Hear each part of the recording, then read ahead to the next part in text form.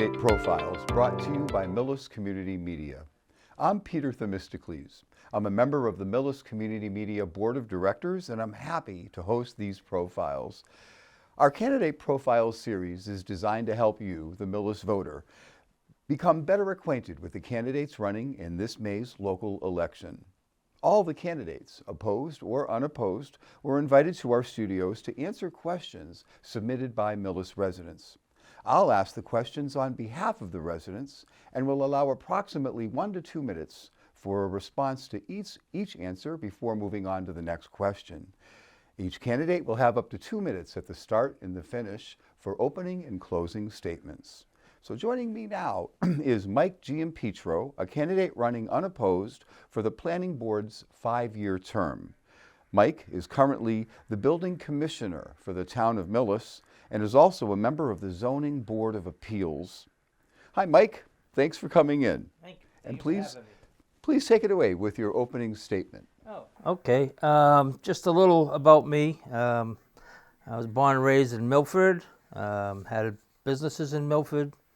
Was in the construction business since I graduated from vocational school. Started building, went into the building business, then started in the inspectional services. In 1998, I started becoming a building inspector. So from getting all my businesses squared away and off into a career of construction and construction law, we're the police of construction industry. That's what the building inspectors do, the building commissioner. Every town has to have a building commissioner. Then every city and town can have inspectors under the commissioner, see. So I have an extensive, long period of time in the construction field. I started off in a little town of Boxborough up on 495.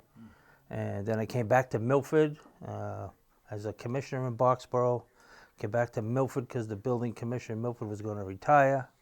And I took the assistant's position, but I didn't like it very well because I was born and raised there. My parents were born and raised there. Everybody knew everybody.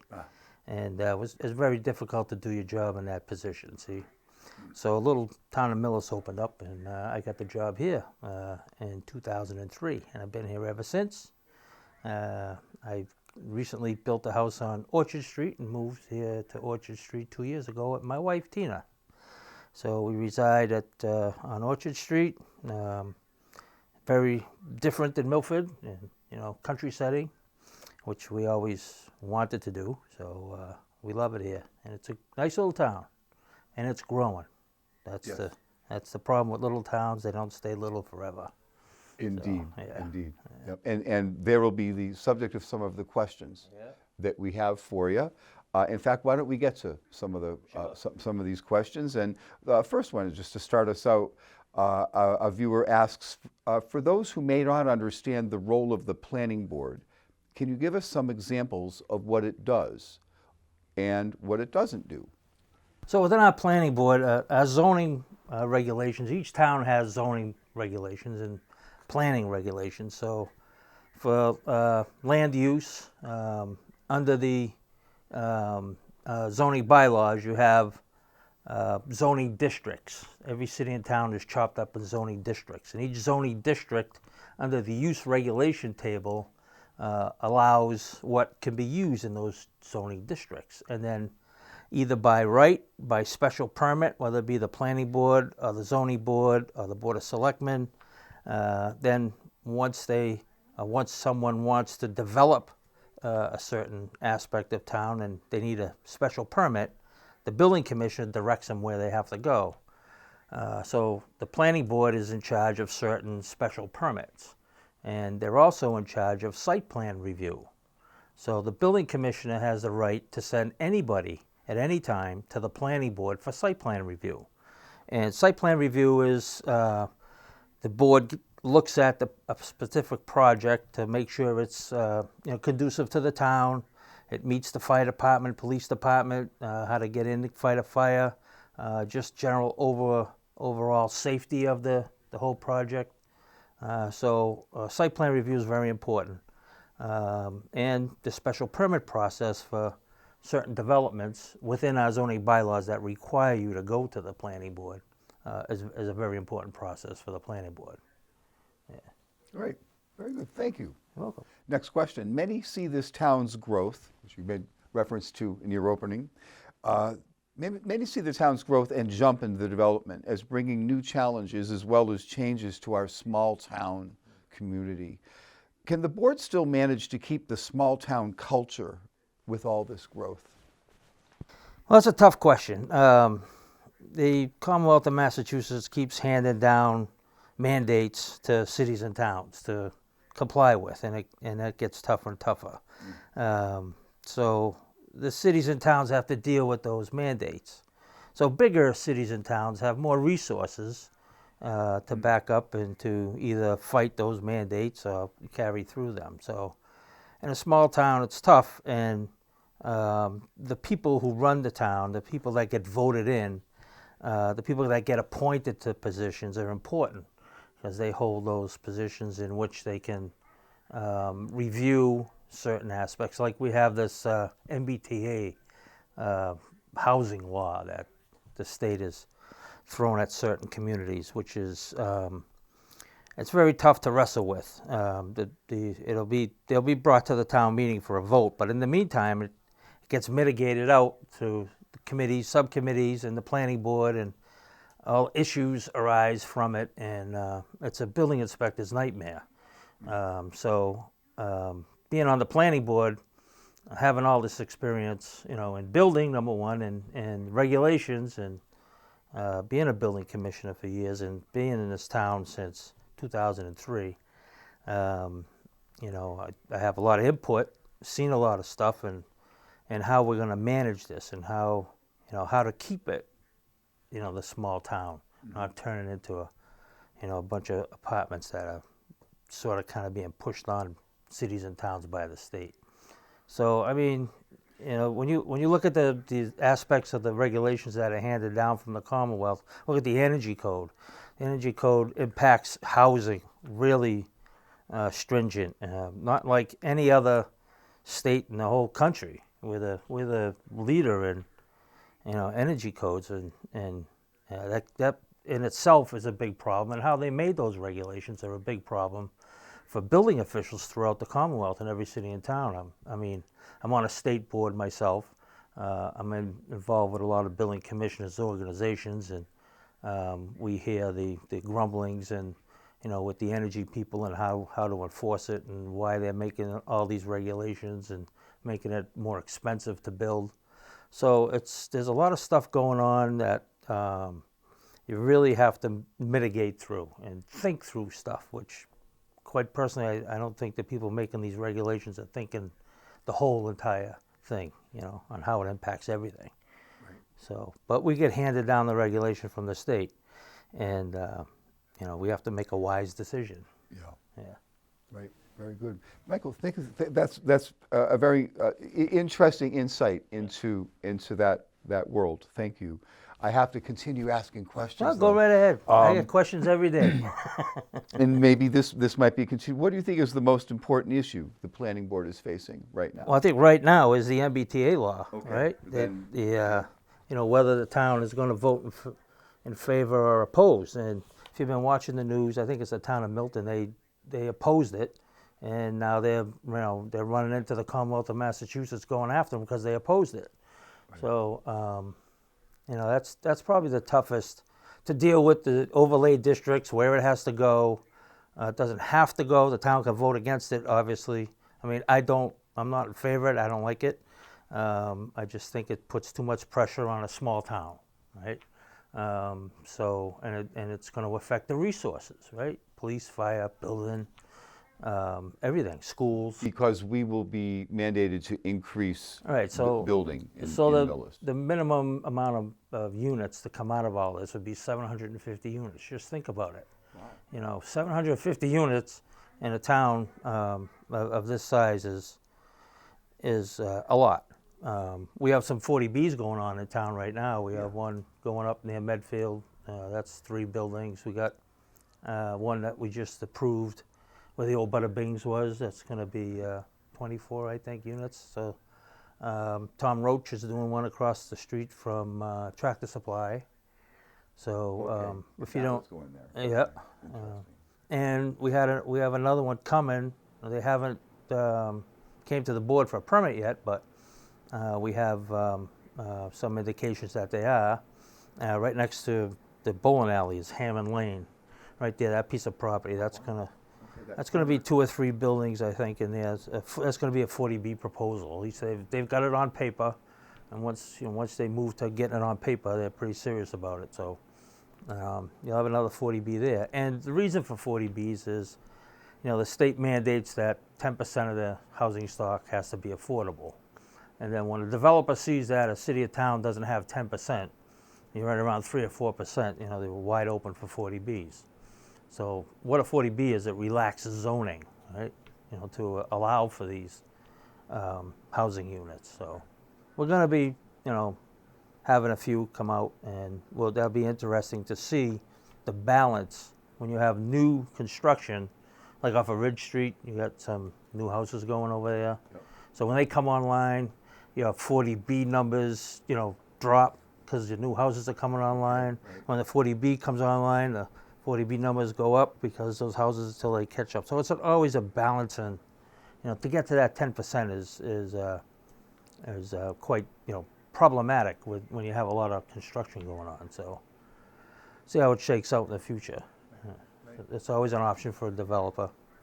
So when you don't have your 10% in a city or town, developer looks at that, because they can take what the requirements are and relax them all and just put a 40B in. Mike, thank you. Next question.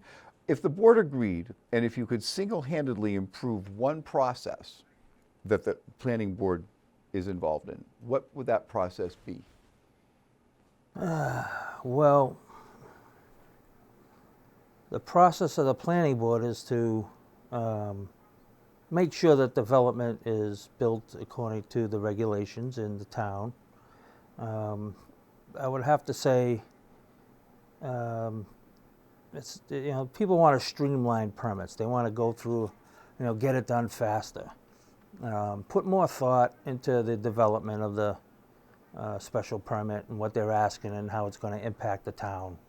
And always keep that in the back of your mind on what the impact is over long term. And, try to mitigate that out so the town, it's in favor of the town, so the town, won't get hurt by certain, aspects of it. Yeah. So we'll try to work towards that. Great, thank you. Next question. What is one thing about you that people should know that makes you qualified for being on the planning board? Oh, I think I answered that question, but I'll do it again. Well, things they don't know about. No, they don't know about me. Well, let's see. I'm a building commissioner. Yeah, they know that. Built a lot of stuff. Politics, right? So Milford is a very political town. I was on the, I was a state town rep for our district for many years. So a town meeting, there's 2 forms of government, right? There's representative form of government, there's open form of government, right? Millis has open form. If you live here, you go there, right? Milford you had to run for office, right? So it was For the town, you had to be a town for every meeting 3 member. years you had to Yep. run for town meeting member. So, and my district was kind of funny because our family, myself and Noel Bontempo, we always used to see who was going to get the most votes, and then we would say, "Oh, you beat me because your cousin voted for you. That's why, right?" So, if we lost by 1 or 2 votes, we would always kid each other. But yeah, Milford's a little bit more political than Millis is, and things are done differently over there than they are here. So you learn a lot from that. Right. That's called the school of hard knocks, which Okay. which you can't really go to school and learn, right? Indeed, great. So Indeed, great. Great answer. That's a great answer. The next question, Mike. My Ridge Street neighbor asks, if a resident of Millis becomes aware of a proposed project and they have concerns about it, what can they do to articulate their concerns? Do the residents have any voice over a proposed project in Millis? Oh, yes. Well, we have, when they get to the planning board process, it's a public hearing. Anybody can come to the public hearings, express their opinions, for or against the impacts. That's what the public hearing process is for. So, and most certainly send emails to the planning board members, and if they can't make it in, they can send emails in. And I like the old-fashioned way. The old-fashioned way is pick up the telephone and give us a call and talk about it. But the telephone all in the wall went away, so you gotta have your cell phone number. So that's how we always did it. Everybody called each other and said, and especially when you're a town meeting member, right? You used to have the people in your district call you about a certain item on a warrant article, say. Oh, all right, And right. then you'd have to go up and speak, Wow, because they can't be there, Right. and you'd speak on their behalf, right? So. But here in Millis, they can go right to you. And I imagine that the planning board has contact information, and maybe we can share that either during or maybe after as we wrap up this. There's as you say, there's probably a phone number, so there's an email address as well. Yeah, you go to the chairman. The chairman of the board runs the meetings, right? So Right. you could email the chairman, Camille Stanley. So there are ways that folks can articulate their concerns. Yes. One last question. Our Orchard Street neighbor asks, what are some of the main things that we learned from the Glen Ellen subdevelopment project? Should the planning board approach anything differently the next time a project of this magnitude is proposed for Millis? Well, Orchard Street, that's where I moved to, so it could be one of my neighbors. You? Yeah, it could. So before that, we had the golf course, which was nice and quiet, right? They had some events there. They had, that's when it would pick up. So when the over 55 development came, of course, it's a financial benefit to the town for the tax purposes, right? The type of construction there and the type of special permit that was issued was an over 55, which is conducive to the town. That's what you want. They don't hurt the schools, right? So it's sort of kind of a minimal impact, you would say. The developer, who is Toll Brothers, is a big developer. They're on the stock market, so they have a lot of resources. They through 2017, I think, is when we started over there, right? And I just gave them their last permits a couple of weeks ago for the last 2 buildings on Plimpton Farm Road, so they're pretty much almost done. I think the biggest impact of that whole subdivision is the traffic on Orchard Street, right? So I live right across the street from Bullard Lane. There's a little hill there, and sometimes I come over there a little bit too fast, and I'm always on the police chief. Hey, you gotta get somebody over there. I'm working on trying to get the DPW to put up some new signs, right? To try to slow people down a little bit. But it's a scenic road. In the mornings is very busy. In the afternoons is very busy. My wife and I sit on the porch, and everybody beeps and waves to us as they go by. So we like that. I like That's that. very nice. Yeah, I like that. My wife says, I can't even sit out in the front yard, be quiet. I says, so I think that in itself is something that nobody really could foresee, right, until it actually happens, right? So you could walk on Orchard Street before the development and not get a lot of traffic. Now the development is pretty much almost complete. They should be done by December. You're going to see, we are seeing a lot more traffic. Yeah. So, if anything was to be learned about that through the permitting process, I would say that, we could look at those roads that were going to be impacted and see where the curves were, or the hills are, and the blind spots are, and have the developer address those, right? Right. So, and I didn't even notice that till I moved there myself. So, Especially that bridge, that really narrow bridge. yeah, the there. bridge. Well, that's the state's fault, right? So when we rebuilt that bridge, I was here when we rebuilt the bridge, Right. and we had a lot of discussion over that and wanted to make it bigger and wider, but it's a historic bridge. The state wouldn't let you. So they're the ones who designed it and put it that way. Our hands were tied there. I mean, when I go there, I slow right down to the bridge and see if anybody's coming, right? So, I mean, I seen a guy in front of me with a trailer who didn't negotiate the turn too well, and he smashed his trailer against the side of the bridge. So I'm like, ugh, if I could have got out and I beat the horn at him, slow down, but yeah. He learned the hard way. You have right? to learn the hard Some way. of us learn the hard way. So. All right. Well, thank you, Mike Giampietro, for joining us was a on pleasure. our candidate profile series. You have 2 minutes now if you'd like to close out with a closing statement. Oh, closing statement. Okay, so I'm running for the planning board. Being here all these years, I often see positions go vacant, right, during the election process. And I'm looking, I'm 62. I'll be retiring next year. So I need to keep active and want to stay involved, hopefully take a part-time building inspector's job. But I had some medical issues, so I'm going to retire. My wife keeps telling me you should retire. So I want to stay involved. I have a lot of knowledge. I have a lot of input that I can give and make the town better. Try to anyway, and I don't, as people who really know me, I don't hold back too much. Whatever I want to say, I usually say it. So, and I have a lot of experience. So that's come to the table, knowing the whole aspects of how government works, town government works. Right, all these years being in it, I think is an asset too. So, I think that's it. All right. Well, thank you, Mike, All right. for joining us Thanks today. for having me. And thank you for all of our viewers for watching this evening. We'll see you with the polls on Monday, May 13th. And don't forget to attend town meeting on May 7th at 7:30 p.m. at the high school.